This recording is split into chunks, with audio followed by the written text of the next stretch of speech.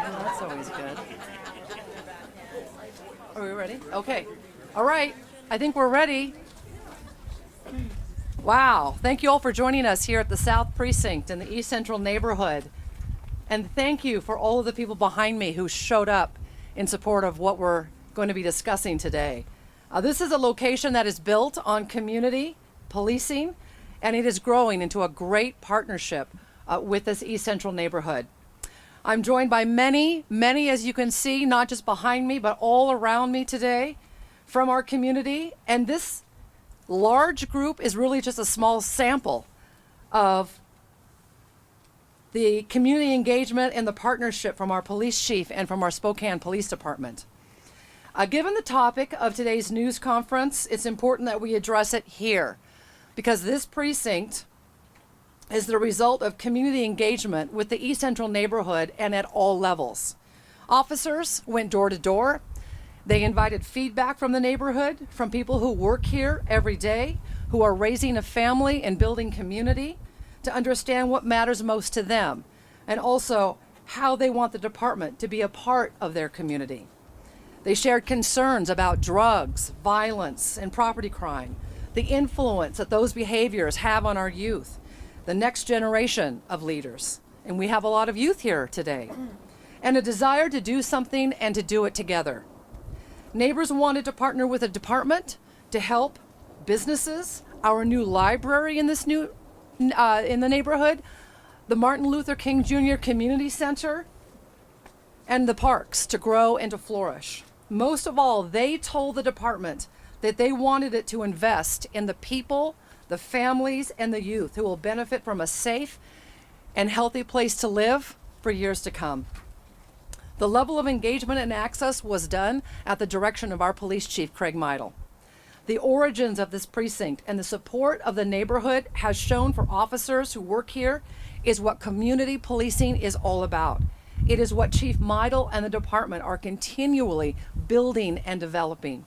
And it's paying off. Since this precinct was put into place last summer, calls for service are down more than 17%. And officer-initiated calls are up 266%. Both are equally important for successful community policing to work.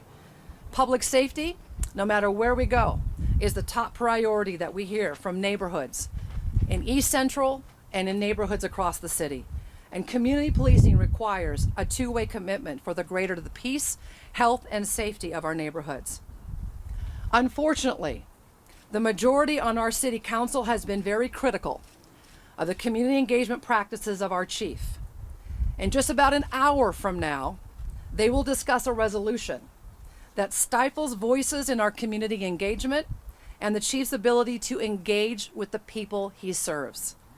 Like those standing behind me and all around me, I am deeply concerned about the council's insistence on keeping alive a topic that has already gone through an independent investigation by the Office of the Police Ombudsman, and that was closed many months ago. And I question why the majority on the council are raising these concerns now, several months after that report was presented to the Ombudsman Commission and to them, the City Council. This matter has been investigated and the system has worked. The Ombudsman conducted numerous interviews over several months. He analyzed those interviews. He wrote and published a closing report December 12th that included 5 recommendations for policy improvements. Very briefly, I'll go over those 5 recommendations. That all requests for data and or records that are not publicly or readily available from the public should go through a public records retention system. To define in policy that the bulk of the investigation is complete is when an investigation reaches a logical conclusion and is not referred to the prosecutor's office. Reconsideration of the OPO recommendation that SPD update its policies related to release of body cam videos, related to internal investigation records. To consider establishing a city policy and a disclosure agreement for all employees, which outlines what is releasable to the public and provides guidance for employees. And 5th, to maintain case updates between internal affairs and the chief or designee only, and withhold decisions or findings until investigations are complete. Those 5 recommendations from the Ombudsman's office has been directed to the police department, and I have directed the chief to make sure that these 5 recommendations are implemented. We are here today because the city council, and I'll say the majority on city council, we have council members Jonathan Bingle and Michael Cathcart here today, but the majority on city council is pushing for another independent investigation into the chief's engagement with our downtown commercial property and business owners.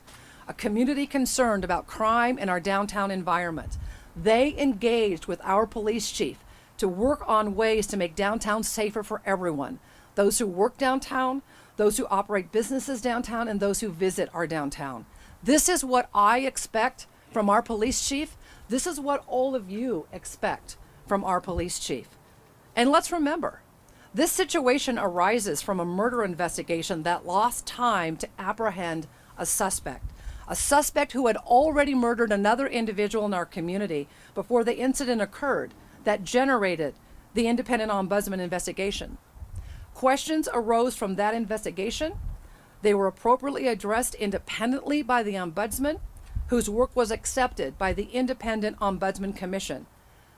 Another costly investigation is redundant, it is unnecessary, and erodes the work of our independent ombudsman.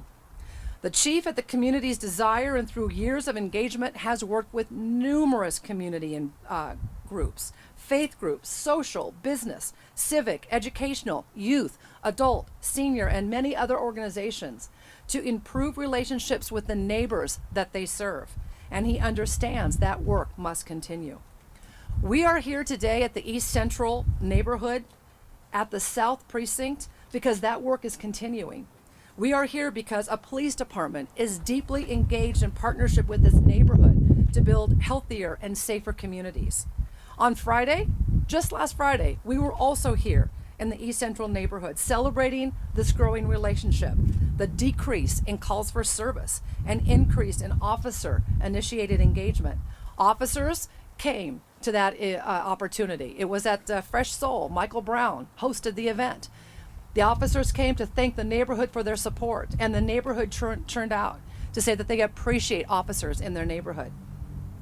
I will close by saying this. I support the work of the chief and the men and the women in the department who are building relationships every single day with neighborhoods they serve through proactive, continuous engagement.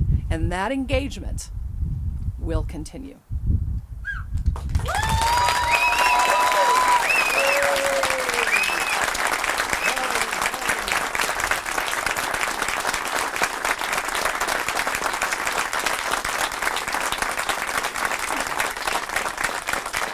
And a huge thank you to everyone who turned out today to show your support of our police department, our men and women who serve this community every single day, putting on that uniform, risking their lives, engaging in their neighborhoods, doing the work that we want them to do.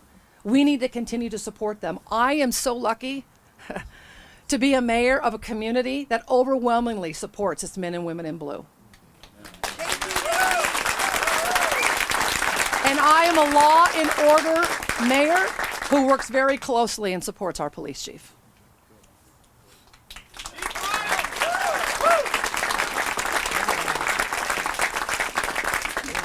So I'm happy to take any questions from media if you have any. Mayor Woodward, Amanda Rowley with Prem 2. You said that a second investigation would seem redundant, but it is in city code that complaints regarding the chief of police shall be directed to the mayor and investigated by city's human resources. Even though it may be redundant, it's still part of city code. So how do you answer to that of following policy? You say you're a law-abiding mayor, so how do you answer that? Well, are those complaints from council? Is that a political motive on their part? This investigation already went through the system that we have in place through the Ombudsman's office. I don't think it's specific to where the complaints come from. It just says complaints. So isn't it the due diligence of your office and human resources to follow city code that you're meant to uphold? Well, we do that when they come from the community. But when it is political and it comes from the city council, I'm not obligated to do anything.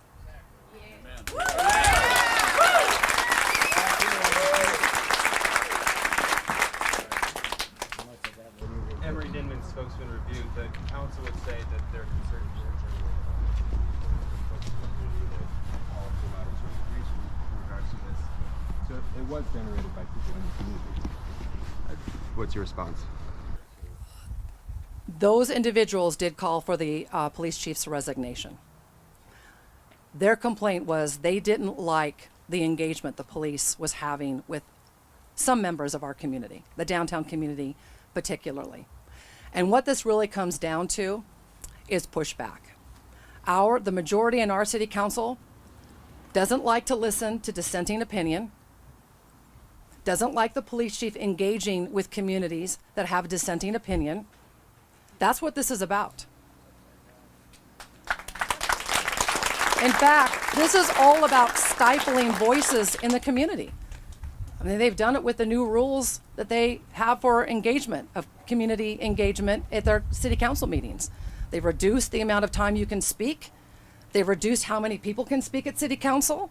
They've reduced how often you can speak during the course of a month at city council. They continue to shut down voices and dissenting opinion, and that's what this is all about.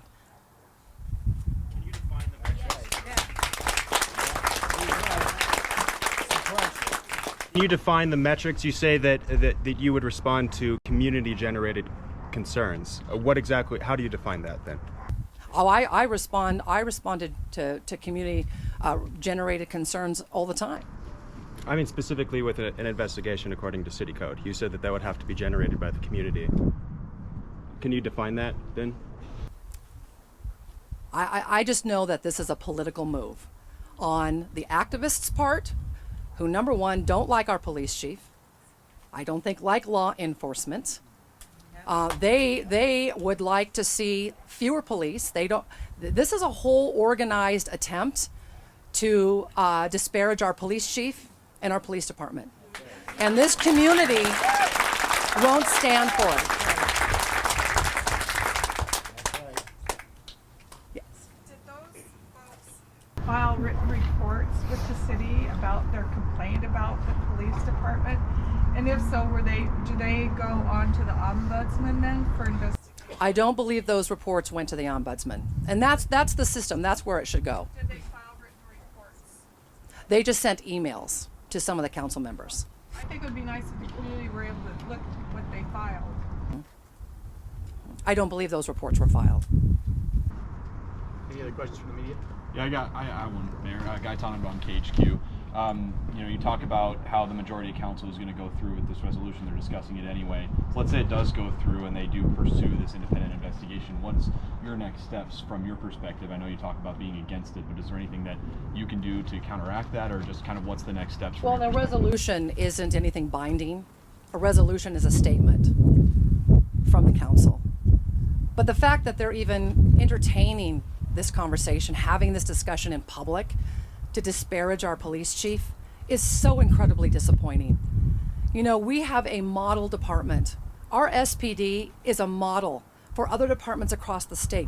This police chief has done such a great job to build a department to where, I mean, we have people from all over trying to get into our, I'm going from this event to a swearing in for a number of lateral officers and new officers that are going to be sworn in to serve our city through our department. And we need to celebrate all of that and support that, not continue to undermine, disparage, criticize, and tear this institution down.